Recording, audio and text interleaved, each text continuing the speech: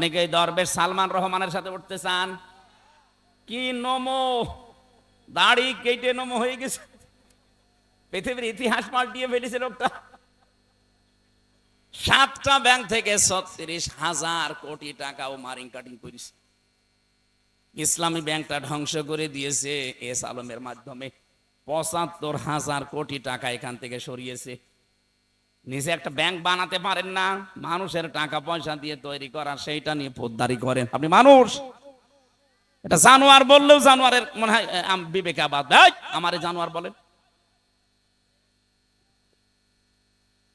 জালেমরা পৃথিবীতে আল্লাহর সৃষ্টি জগতে নিকৃষ্ট। ইন্না শাররাদ দাওয়াবি ইনদাল্লাহিস সাম্মুল বুকুমুল্লাযিনা লা ইয়াকিলুন। সূরা আনফাল 9 নম্বর পারা 18 নম্বর পৃষ্ঠার এটা 11 নম্বর লাইনের 22 নম্বর আয়াত। এটা তাফসিরে ইবনে কাসিরে আছে। আল্লাহ পাক বলেন, পৃথিবীতে সবচাইতে ঘৃণিত আমার কাছে সৃষ্টি জগতে ওই লোকটা যে তার বিবেককে কাজে লাগায় না। আরে 15.5 বছরে যাই হয়েছে, বিবেক কাজে লাগেনি। বিবেক কাজে লাগলে একটা আলেমকে এভাবে 11 ঘন্টা টাঙিয়ে রাখতে পারে? বলেন। এটা তো আমার নিজেরটা বললাম, বাকিগুলো মামুনুল হককে দেখেননি? এরকম চেয়ারে যেত আদালতে, মাজাটাই শেষ করে দিয়েছে। মুফতি ফখরুল ভাই আমার মনে হয় আর সারা জীবন এভাবে কাটছাট হয়ে চলতে পারবে না। মাজা এই জায়গায় হাড়টাই বাঁকা হয়ে গেছে।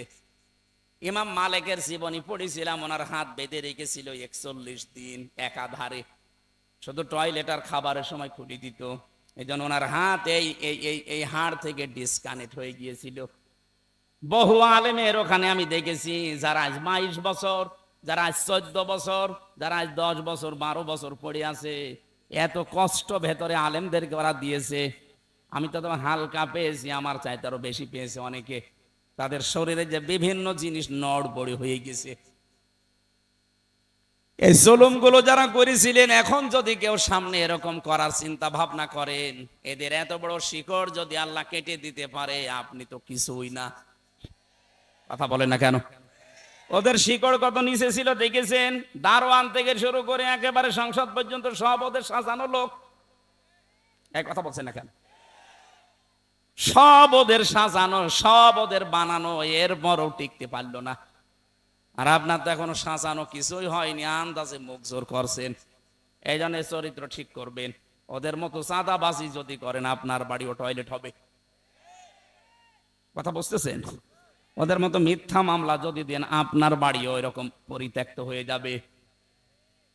গতকালকে কুমিল্লাতে একটা সমাবেশ ছিল। সর্বশেষ যিনি বক্তব্য দিলেন, আমি দেখলাম আজকে পেপারে, সর্বশেষ বক্তব্য দিয়েছেন যিনি আমিরে জামাত। এরপরে যিনি সভাপতি ঘোষণা দিলেন মাইকে যে আজকের এই অনুষ্ঠানে 8টা মোবাইল আর একটা টাকা ভর্তি মানি ব্যাগ পাওয়া গেছে। যার হয় সে প্রমাণ দিয়ে নিয়ে যান। এ পৃথিবীর ইতিহাসে এইটাই মনে হয় প্রথম। আপনি বলেন তো, বাংলাদেশের কোন সমাবেশ শেষ হওয়ার পরে এইটা বলতে পারে যে এখানে 8টা মোবাইল আর একটা মানি ব্যাগ ভর্তি টাকা পাওয়া গেছে? বলেন। এইরকম মানুষ যদি দুনিয়াতে, এইরকম চরিত্রের মানুষ যদি আমরা তৈরি করতে পারি, আল্লাহর কসম এদেরকে রাষ্ট্র দিয়ে দিলে এরা খাবে না। আর যদি ওই দরবেশের মতো মানুষকে দেন, ও খেয়ে একেবারে ধড় করে ফেলবে। খাবে তো খাবে, শেষে বাঁচার জন্য দাঁড়ি পর্যন্ত পোষ দেবে। ওরে জিজ্ঞাসা করেছে, আপনি এরকম নাফরমানি করলেন কি করে? দাঁড়ি রাখা সুন্নত, আপনি কেটে ফেললেন। ও আবার ফতোয়া দিয়েছে, ওই দাঁড়ি রাখা সুন্নত, জান বাঁচানো ফরজ। আমি দাড়ি কেটে সুন্নত ফেলে দিয়ে ফরজ আমি চেষ্টা করছিলাম বাঁচার, কিন্তু পারলাম না। নৌকা আমারে ধরিয়ে দিল, নৌকা ধরিয়ে দিয়েছে। তাহলে আজকে আয়াতের ভেতরে যে শিক্ষাটা প্রথম পেলাম, জালেমদের আচরণ যেন আমরা দুনিয়ায় না করি। তাহলে আমাদের বাড়ি ঘরও দেখা যাচ্ছে 10-15 বছর পরে পরিত্যক্ত টয়লেট হয়ে যাবে। আল্লাহ আমাদেরকে হেফাজত করেন, বলেন আমিন। কোরআনে কারিম থেকে সূরা হাক্কাতের 4টা-5টা আয়াত পড়েছি কিয়ামত সংক্রান্ত। কারণ মানুষের চরিত্র সংশোধনের জন্য আখিরাত ভিত্তিক জীবনের বিকল্প নেই। এটা যদি আপনার ভেতরে তৈরি না হয়, কখনো আপনারা দেখতে মনে হবে বিশাল দরবেশের মতো, কিন্তু চরিত্র খারাপ। আর আপনার দেখতে শুনতে যাই হোক, ভেতরে যদি হযরত ওমরের মতো জবাবদিহিতার ভয় থাকে, আপনি দেখতে ভালো না হলেও আপনি একটা জান্নাতি মানুষ।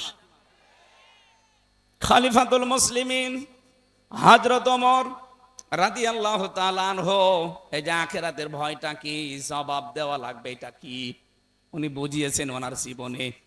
এই কথা বলছেন কেন?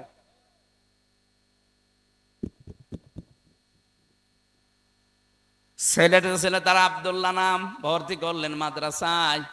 হযরতে আলী ওই সময় দেশের প্রধান বিচারপতি, তিনিও ছেলে দিলেন মক্তব মাদ্রাসায়।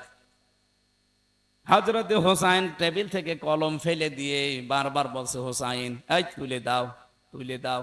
3 বার তুলে দিলেন। প্রেসিডেন্টের ছেলে তো, উনি রেগে গেছে, বলছে হোসাইন বারবার কলম ফেলে দাও আর আমারে তুলতে বলো, আমি কি চাকর তোমার, তোমার খাদেম নাকি? হযরত হোসাইন বললেন, আব্দুল্লাহ তুমি শুধু খাদেম না, খাদেমের বাচ্চা খাদেম। যেই বলেছে খাদেমের বাচ্চা, উনি রেগে গেছে। এ কথা বললেন, বাবার কাছে যাও। বাড়িতে যে বলছে, আব্বা আমি আর পড়বো না। কেন? আমাকে গালি দিয়েছে ক্লাসে, শুধু আমাকেই না তোমাকে পর্যন্ত গালি দিয়েছে। ছোট করো, ছোট করেছে, আমারে বলেছে আমি নাকি খাদেমের বাচ্চা, খাদেম। তুমি যদি বিচার না করো হোসাইনের, আমি ও মাদ্রাসায় আর যাব না। ঠিক আছে, জমার দিন হবে। খুতবা দিচ্ছিলেন তিনি মসজিদে নববীতে। জমার নামাজের সময় আলোচনা বন্ধ করে দিয়ে বললেন, হোসাইন বলে কি, এদিকে আসো। কি হয়েছে? তুমি ক্লাস ভর্তি ছাত্রদের সামনে আমার ছেলেকে খাদেমের বাচ্চা, খাদেম বলে গালি দিয়েছো। হ্যাঁ দিয়েছি। কেন দিলে? ইমাম হোসাইন বলে, খলিফা বুকে হাত দিয়ে বলেন তো, আপনি কি আমার নানার খাদেম ছিলেন না? হযরত হোসাইনের কথা শোনার পর হযরতে ওমরের বাকরুদ্ধ হয়ে গেছে, আর কথা বলতে পারে না। তাই তো, এইভাবে ভাবি নাই। তুমি যেটা বললে এটা কি লিখে দিতে পারবা? নিয়ে আসেন কাগজ কলম, নিয়ে আসেন। খেজুরের পাতা নিয়ে এসেছে, লিখে দিলেন, ওমর আমার নানার খাদেম ছিল, আমি দেখেছি। ইতি হোসাইন ইবনে আলী। সই করে দিলাম, যান। কাগজটা হাতে নিয়ে হযরতে ওমর চমা খেলেন, ডাক দিয়ে বলেন, নবীর সাহাবীরা, বিচার হয়ে গেছে। ছোট মানুষ সন্তান আব্দুল্লাহ তো বোঝে না, বলে আব্বা তুমি তো বিচার শুরুই করলে না, হয়ে গেল কি করে? হযরত ওমর বলে, সন্তান যে বিচার করেছি শুধু দুনিয়া না, আখিরাতেও কাজে লাগবে। আমি যখন মারা যাব, এই কাগজটা আমার কাফনের ভেতরে দিয়ে দিও। মরণের পরে আল্লাহ পাক যেদিন আমাকে তুলবে হিসাবের জন্য, কিছুই যদি আমার কবুল না হয়, ভালো না লাগে, কাগজটা দেখাবো।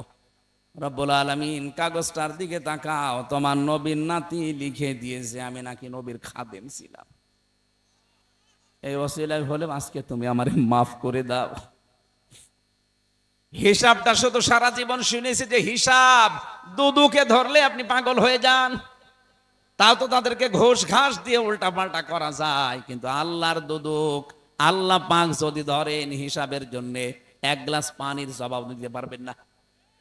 এই জন্য মানুষের জীবন পরিচ্ছন্ন হওয়ার জন্য, পবিত্র করার জন্য আখিরাত ভিত্তিক জীবনের বিকল্প নেই। আল্লাহ ওই কথাগুলো শক্তভাবে আমাদেরকে আজকে জানাচ্ছেন, খুব ভালো করে খেয়াল করবেন। সূরা হাক্কাত, কোন সূরা? বলেন বলেন। হাক্কা শব্দের শাব্দিক অর্থ কি? কোরআনে কারিমে সূরা হাক্কাত কে আমার আল্লাহ অবশ্যম্ভাবী ঘটনা এই শব্দ দিয়ে আরম্ভ করেছেন। আল হাক্কাতু মাল হাক্কা, অবশ্যম্ভাবী ঘটনা। কি সেই অবশ্যম্ভাবী ঘটনা?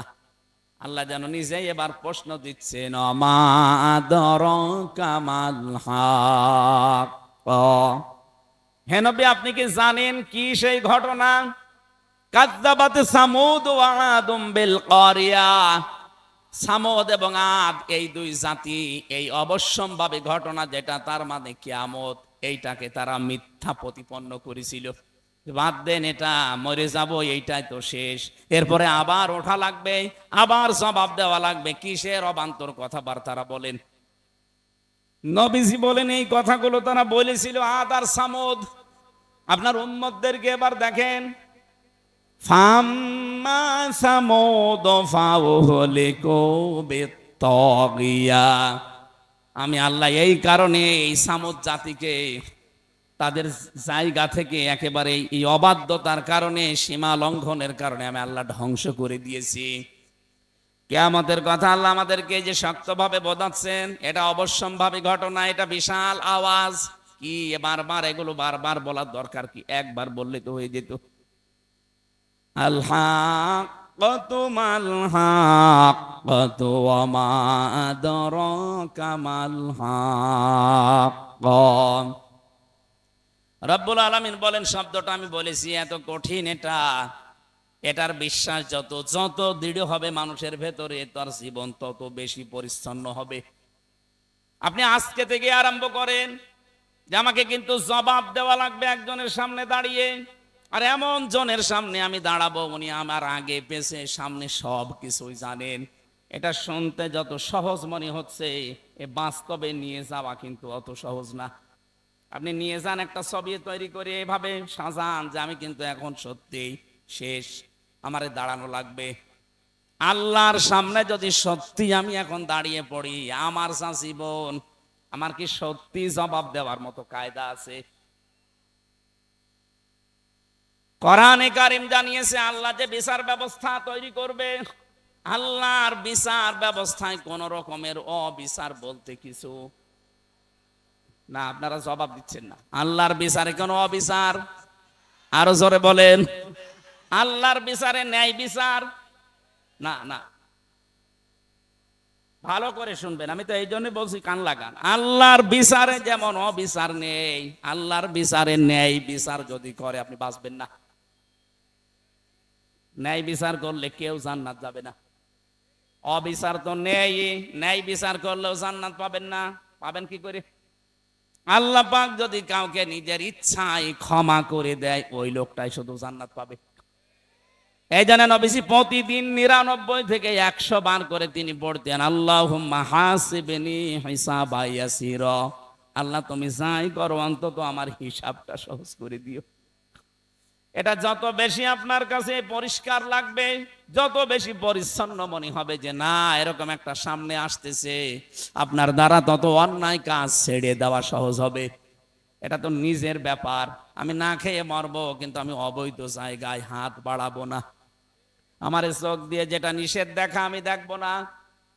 14 জন নারী বাদ দিয়ে পৃথিবীর কোন নারীর দিকে লোলুপ দৃষ্টিতে তাকানো জায়েজ নেই। কয়জন বলেন বলেন?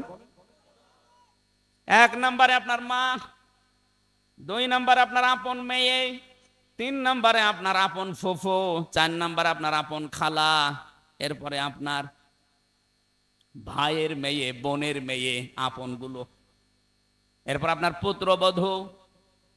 14 জনের নাম আমি তাফসিরে পেয়েছি। এদের সাথে দেখা করা যায় যাচ্ছে, কিন্তু তাদের মুখমণ্ডল, হাতের কবজি আর পায়ের পাতা এগুলো খোলা রাখা এই 14 জন মহিলার জায়েজ আছে আমার সামনে। প্রথমে কার? মা। বলেন না কেন? এরপরে ফুফু। এই যে অনেকে পাতানো ফুফু আছে, ও ধর্মের ফুফু, ধর্ম খালা, এসব বাদ দে। পথে ঘাটে কাউকে দেখলে বলে খালা, খালার একটা মেয়ে আছে এই কারণে খালা বলছে, ওর উদ্দেশ্য ভালো না। খালা হওয়া লাগবে আপন মায়ের বোন। কথা বুঝতেছেন?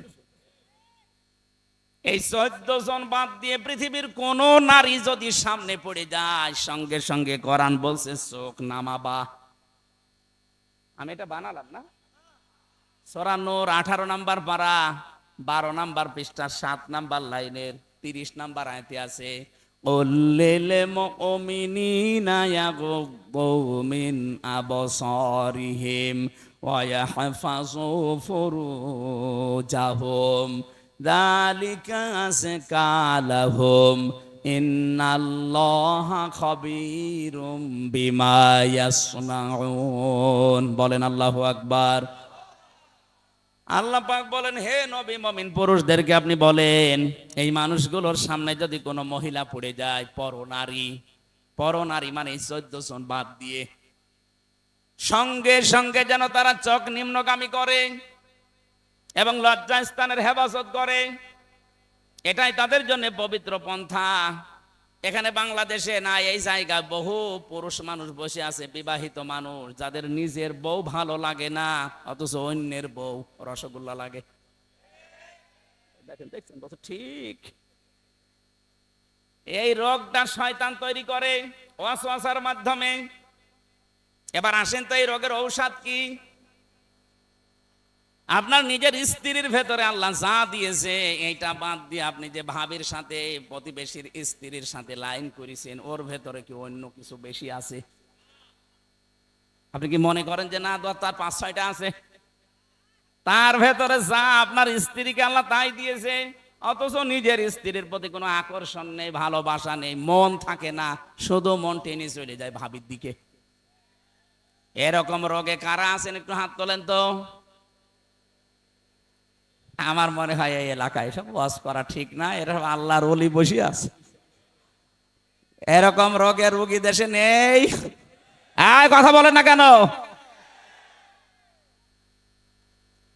মেয়েরা যারা এসেছেন শুধু নামাজ পড়া, রোজা রাখা, কালো বোরকা পরায় কিন্তু ইবাদত না। ওয়াইদা গাবা আনহা হাফিজাতুহু, স্বামী যখন বাইরে যাবে তখন নিজের ইজ্জত, সম্ভ্রম, স্বামীর সন্তান, স্বামীর মাল সম্পদ, এগুলো আপনাকে হেফাজত করে রাখা লাগবে। কিন্তু অনেক মহিলা আজ ব্যর্থ, স্বামী বাইরে চলে গেলেও মনে হয় দিন পায়।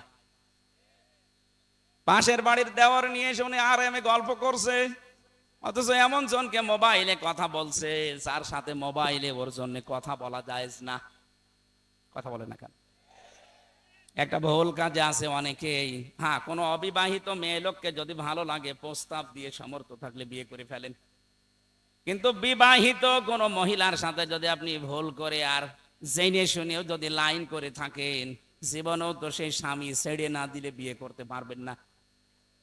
কথা বলছেন না কেন? আপনি বিয়েও কোনোদিন করতে পারবেন না, আবার সারা জীবন তাকে না পেয়ে কষ্টের ভেতরে মরবেন।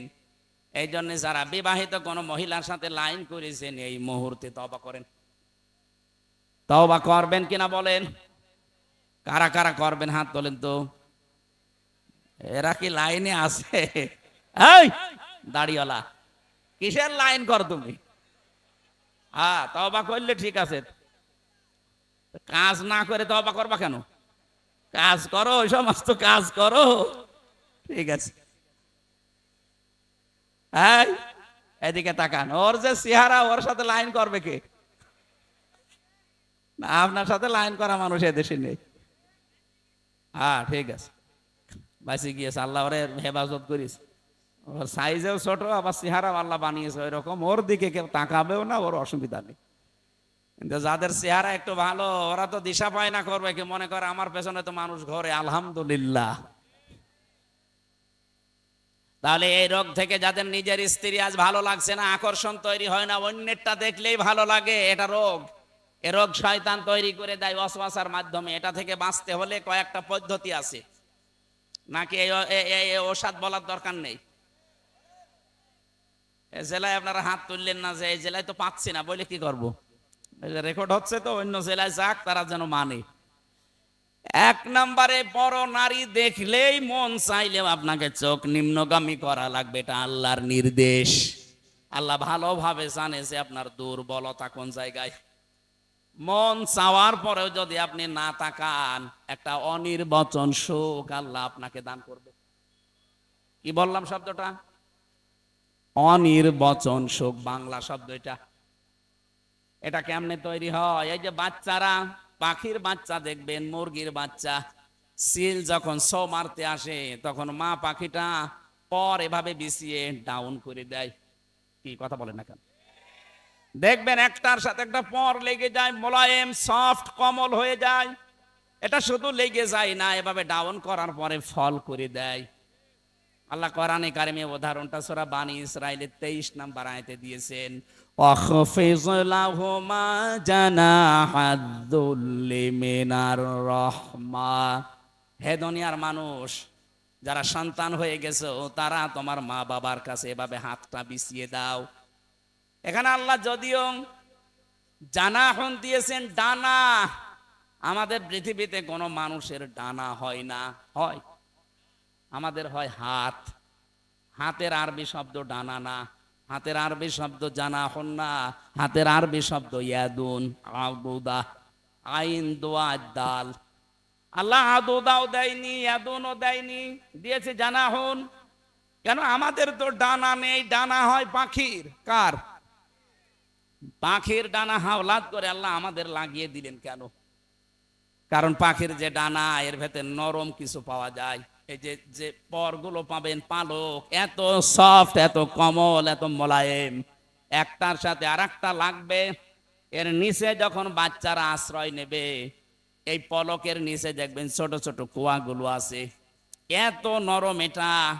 এটা একটার সাথে আর একটা লাগার কারণে নিচ দিয়ে যেগুলো ঝরে যায়, ওই বাচ্চাগুলো নিচে যাওয়ার পরে ওদের মাথায়, ওদের চোখে, বিভিন্ন জায়গায় যখন লাগে, একটা আলাদা শান্তি। ওই সময় তারা কিচির মিচির কিচির মিচির করে। ওইটার বাংলা শব্দ হচ্ছে অনির্বচন সুখ। আল্লাহ এখানে বোঝাতে চেয়েছেন, ও হামজা, দুনিয়ায় তোমার মা বাবা যতদিন বেঁচে আছে, তোমার হাতটা খরচের হাত বলো, সেবার হাত বলো, এমন কায়দায় মা বাবার সামনে বিছিয়ে ধরবা, অন্তত তারা যেন মনে করে আমার হামজা থাকতে আমাদের আর কোনো চিন্তা নেই। বলেন সুবহানাল্লাহ। নওগাঁবাসী বিবেক দিয়ে বলেন তো, আমাদের মা বাবা কি আমাদের ওপরে ভরসা করতে পারছে? না। আজ অধিকাংশ মা বাবা সন্তানের উপরে ভরসা করতে পারে না। মনে করে সন্তান বিয়ে দিলে আমাকে পর করে দেবে, হয় আমাকে আলাদা করে দেবে, নাই বৃদ্ধাশ্রমে দিয়ে দেবে। কথা বলেন না কেন? এটা মনে করার কারণ হচ্ছে, আজ অধিকাংশ পরিবারের সন্তানও কিন্তু চায় না যে মা বাবাকে আমি আলাদা করে দেই, বৃদ্ধাশ্রমে রেখে আসি, বাড়ি থেকে তাড়িয়ে দেই না। কোনো সন্তান দুনিয়া এটা চায় না, কিন্তু বাধ্য হয় বোর কারণে। আসতে বলেন। সম্মানিত মা বোন যারা এসেছেন, এই জন্য বলছে শুধু নামাজ পড়া, রোজা রাখা, গালো বোরকা পরা ইবাদত না। আপনি স্বামীর মা বাবাকে নিজের মা বাবার মতো আচরণ করবেন, এইটাও ইবাদত। এই ইবাদত আজ বাংলাদেশে নেই, এই জন্য এখন জেলা এবং থানায় থানায় বৃদ্ধাশ্রম হচ্ছে। কয়েকদিন আগে আমি নীলফামারী গিয়েছিলাম, কিশোরগঞ্জ থানা, দেখলাম বৃদ্ধাশ্রম। আমারে নিয়ে গেল দেখার জন্যে। এই কোলে 20 জন, এই কোলে 20 জন মার বাবা বসে আছে, মুরব্বী। ওদের চেহারার দিকে আর চোখের দিকে তাকিয়ে আমি দেখতে পেয়েছি, প্রতিটি মা বাবা তার সন্তানের জন্য বরদোয়া করছে, অথচ তাদের আমার মতো ছেলে মেয়ে আছে। কথা বলেন না কেন? কেন আমার মতো সন্তান বিয়ে করার পরে মার বাবাকে বৃদ্ধাশ্রমে রেখে আসবে, বাড়ি থেকে তাড়িয়ে দেবে, আলাদা করে দেবে কেন? অথচ আমার পেছনে সবচেয়ে বেশি শ্রম দিয়েছে, একেবারে 25-30 বছর পর্যন্ত একাধারে বিনা লাভে আমার মা আর বাবা। কোন প্রকার লাভ ছাড়া তারা আমাকে এ পর্যন্ত তুলেছে। আর বানানো গাছ পেয়ে এখন আপনি একেবারে পর করে দিলেন, ডিলেট করে দিতে চান। নিজের মা বাবা যদি হয়তো আপনি ডিলেট করতেন। এজন্য মেয়েরা যারা এসেছেন, পুত্রবধূ, তাদেরকে বলছি, জীবনও আপনি স্বামীর মন পাবেন না।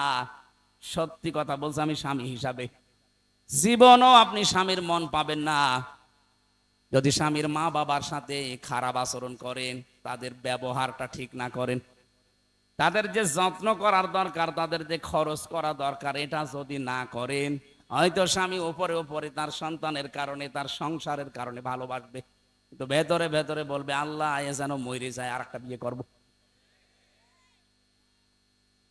হাদিস, নবীজি বলেন, কোন স্ত্রী যদি চায় আমার স্বামী বেশি দিন বেঁচে থাক, আমার স্বামীর হায়াত বেড়ে যাক, তার সন্তান, তার সম্মান, তার প্রভাব প্রতিপত্তি, অর্থনীতি এগুলো আরো বেড়ে যাক, নবীজি বলেন ওই স্ত্রী যেন বারবার তাকিদ দেয়, স্বামী তুমি যাই করো রক্তের সম্পর্কগুলো ঠিক রাখো।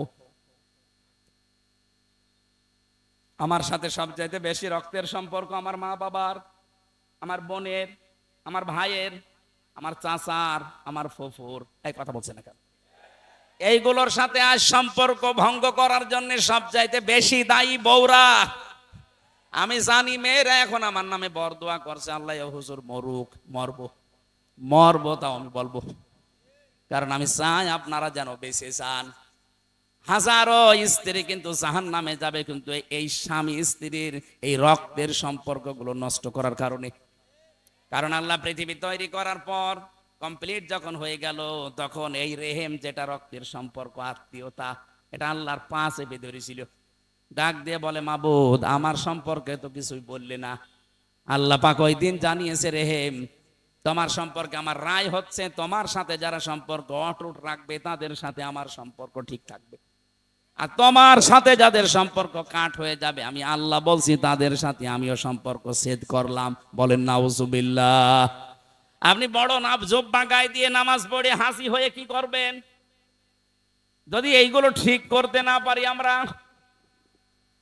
এই জন্য আমি সহ যারা এসেছি আশা করব অবশ্যই আজকে থেকে যাই হোক, যদি বউ বাদ দেওয়া লাগে দরকার হয় বাদ দিয়ে আর একটা বিয়ে করব। রক্তের সম্পর্ক ছিন্ন করে জাহান্নামে হওয়া যাবে না। কারা কারা পারবেন হাত তোলেন তো। ওরে বাবাই, বিয়ে করার জন্য হাঁ করি আছে। ঠিক আছে, করবেন, 4টা পর্যন্ত করবেন। বিয়ে করা জায়েজ আছে, কিন্তু শর্ত 3টা। শুধু সুন্দরী আর মনোমুগ্ধ পরিবেশ দেখে, টাকা পয়সা দেখে পাগল হওয়া যাবে না। 3টা বিষয় দেখা লাগবে। প্রথম, বিয়ে জায়েজ, পরের গুলো জায়েজ করার নিয়ম 3টা। আমরা তো অনেকেই সুন্দরী খুঁজি, সুন্দরী দেখে পরের গুলো না, এটা নিয়ম না। ইসলাম বিয়ে করতে বলেছে, কিন্তু আগের আয়াত পরের আয়াত দেখেন, সূরা নিসার 3, 4, 5। আল্লাহ পাক যেগুলোর নাম দিয়েছেন, এখানে হয় এতিম হওয়া লাগবে, অসহায়। 2 নম্বরে সে বিধবা হওয়া লাগবে। 3 নম্বরে তার স্বামী পরিত্যক্তা হওয়া লাগবে। এরকম মহিলা দেখে বিয়ে করার নিয়ম। আরো খুঁজে বেড়াচ্ছে আকিস গ্রুপের মেয়ে। আমার আকিস সাহেবের 3 বউ, ওনার ছেলে 4 বউ। প্রথমটা ঢাকা বিশ্ববিদ্যালয় স্যার, শিক্ষিকা। পরের গুলো সবই একটু নরমাল। দ্বিতীয়টা ঠিক আছে, দ্বিতীয়টা এমবিবিএস ডাক্তার। 3 নাম্বারটা নার্স, 4 নাম্বারটা ওনার কর্মচারী। উনি তো এই কোরআনের আয়াত মিলিয়েই করেছে, অসহায়, বিধবা করেনি, স্বামী পরিত্যক্তাও না, কিন্তু গরিব মানুষের মেয়ে। তো ওনাদের যে সম্পদ আল্লাহ দিয়েছে, ওনাদের যে সম্মান, ওনাদের যে শরীর যা খায়। আকিজের বড় ছেলের সাথে আমি থাকি, উনি দেখেছি, উনি যে খাবার খায়, এক এক দিন মনে হয় 8 থেকে 10 হাজার টাকার খাবার। এই এত খাওয়া লাগে না, এমন এমন খাবার, এত দাম 2000 টাকা। এই জন্য শরীর ওইরকম টাইট। এখন 70 বছর বয়স, 4টা বউ, আল্লাহর রাস্তায় চালিয়ে যাচ্ছে, কোনো অসুবিধা নেই। অথচ আমার যে শরীর একটাই চলে না, আমি একটারই সময় দিতে পারি না। এই যে কয়দিন বের হয়েছি বাড়ি থেকে, খালি বাড়ি থেকে গেতাছে, হ্যাঁ ওই তাই করে বেড়াও গা। এমনি 3 বছর জেল খেটে আসলে হয়নি, আবার ওই জেলের মতোই ঘুরে বেড়াও। তোমার আর বাড়ি আসার দরকার নেই। তাই আমার দ্বারা 4 বউ সাজে? যদি অসহায় হয়, যদি বিধবা হয়, স্বামী পরিত্যক্তা হয়, এইরকম মহিলা দেখে এতিম অসহায় তাদেরকে দিয়ে বিয়ে করা জায়েজ আছে পরের গুলো। আর আমরা এটা উল্টিয়ে ইসলামকে কলঙ্কিত করার জন্য শুধু খুঁজে বেড়াই ধনী মানুষ আর সুন্দরী। না, প্রথমটা ঠিক আছে। প্রথমটা আমি মনে হয় এটা বোঝাতে পেরেছি। আয়াতটা নিয়ে অনেকের অভিযোগ আছে, হ্যাঁ 4 বিয়ে করতে বলে। আমার রিমান্ডে বলছিল এক অফিসার, মুসলমান, হ্যাঁ আপনার আকিজের ছেলে 4 বিয়ে করেছে, তাহলে আমার বউকে বলবো 4 স্বামী ধরতে? আমি ধরতে বলে, আপনার বউ যদি 4 স্বামী ধরে, যদি ছেলে হয়, কোন কোন বাপের পরিচয় দেবে? বলছে ডিএনএ টেস্ট করে পরীক্ষা করে দরকারে বলবে যে অমুক বাপের ছেলে। কত বড় শয়তান! এক মহিলার যদি 4 স্বামী হয়, সন্তান হলে কাড়াকাড়ি হবে না? এ বলবে আমি হাফ বাবা, ও বলবে আমি ফুল বাবা, ও বলবে আমি 3 ভাগের 1 ভাগ বাবা। আর একজনের যদি 4 স্ত্রী হয়, সন্তান যদি এক এক বছরে 4টা করে হয়, বাবা কয়টা? তো বিয়ের ক্ষেত্রে এই নিয়মটা, যাদের ইনসাফ করার মতো যোগ্যতা নেই, এই মানুষগুলোর আর না করাই ভালো। একটা নিয়েই সন্তুষ্ট থাকা দরকার। এই আয়াতের শেষের দিকে এটা আছে, অহেদা, যদি না পারো ইনসাফ করতে, একটা নিয়েই সন্তুষ্ট থাকো। আল্লাহ এই বিধানটা তো খেলা করার জন্য দেয়নি, আমরা উল্টা দিকে নিয়ে গেছি। আমরা সুন্দরী আর মুখমণ্ডল অথবা টাকা পয়সা এগুলো খুঁজতে চাই। অথচ প্রথমটা বিয়ে করার পরে পরের গুলো কয়টা শর্ত বললাম?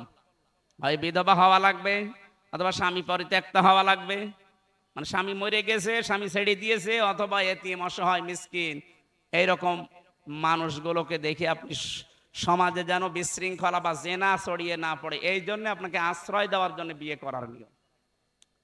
আমি যেটা বলছিলাম, সম্মানিত মা বোনেরা, আপনাদেরকে আমি অনেক ভালোবাসি, চাই আপনি বেঁচে যান। এই জন্য আগামী থেকে দুনিয়া যেহেতু থাকার জায়গা না, আপনিও যাবেন, আমিও চলে যাব। 100 বছর পরে এখানে যারা আছি একজনও থাকবো না। কথা বলেন না কেন? বলেন তো, 100 বছর পরে যদি কেউ এই নওগাঁর, এই যে কি কান্দি যেন দেখলাম, এই গ্রামে এসে যদি বলে এই বাড়ি আমার, ওখানে যারা বসবাস করবে, সত্যি করে বলেন আপনাকে উঠতে দেবে? 100 বছর পরে আপনি ঘুরে এসে দেখেন, আপনাকে উঠতে দেবে না? বলবে কে আপনি? আপনি যদি বলেন এই বাড়ি আমি বানিয়েছিলাম 2 তলা, বলবে ইয়ার কি মারেন, থাকার জায়গা হচ্ছে না বলে ভণ্ডামি করেন। যান মসজিদের বারান্দায় রাত্রে গিয়ে থাকেন, সকালে ফুটে পড়েন। এইটা দুনিয়া? এটা কি? এইটুকুর জন্য আপনি কার অধিকার নষ্ট করছেন হিসাব করেন। আপনি তো বাবার অধিকার নষ্ট করবেন না, মায়ের অধিকার, স্ত্রীর অধিকার, সন্তানের হক আদায় করবেন। এই কারণে যেন এইটা দিয়ে আখেরাত তৈরি হয়। আমাদের আসল টার্গেট কি? আখেরাত। বলেন বলেন। আল্লাহ রাব্বুল আলামিন বলেন, এই যে জবাব দেওয়া লাগবে, হিসাব দেওয়া লাগবে, এটা যারা অস্বীকার করেছিল এ মানুষগুলোকে এই সীমা লঙ্ঘনের কারণে এমন পর্যায়ে আমি পৌঁছিয়েছি। আপনি তাকান, বিচারের যে সিস্টেম আমি তুলে এনেছিলাম কোরআন দিয়ে, প্রথমে আল্লাহ বিচার সাজাবে আপনাকে দিয়ে একা একা। অকুল্লুহুম আতিহি ইয়াউমাল কিয়ামাতি ফারদা।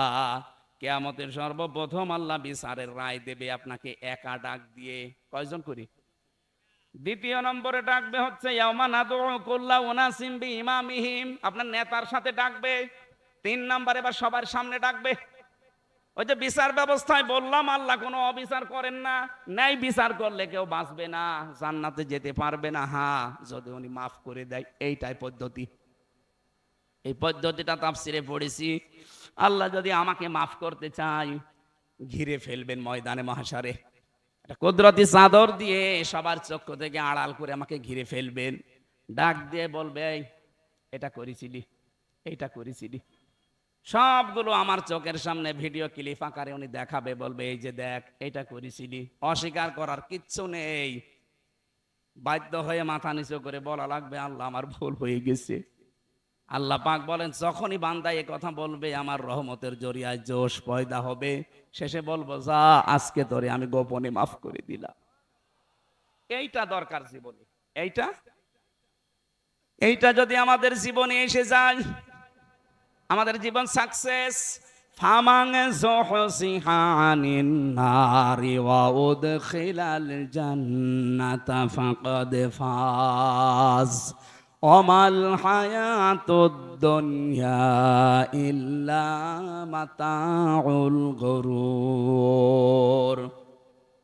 সূরা আলে ইমরান 4 নাম্বার পারা 13 নাম্বার পৃষ্ঠার 12 নাম্বার লাইনের 85 নাম্বার আয়াতের শেষের দিকে আছে 185। আল্লাহ পাক বলেন, জীবনের হার জিত মানুষ বোঝে না।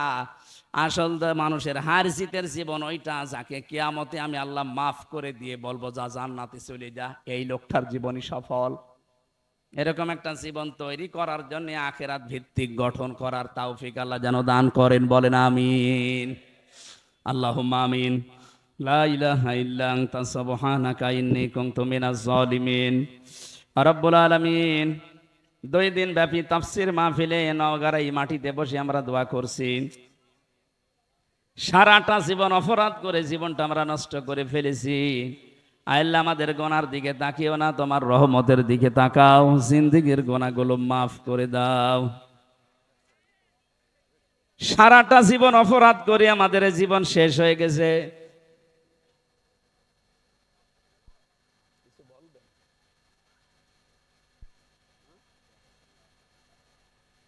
আগের থেকে একটা কিছু লিখে দিতে পারলেন না?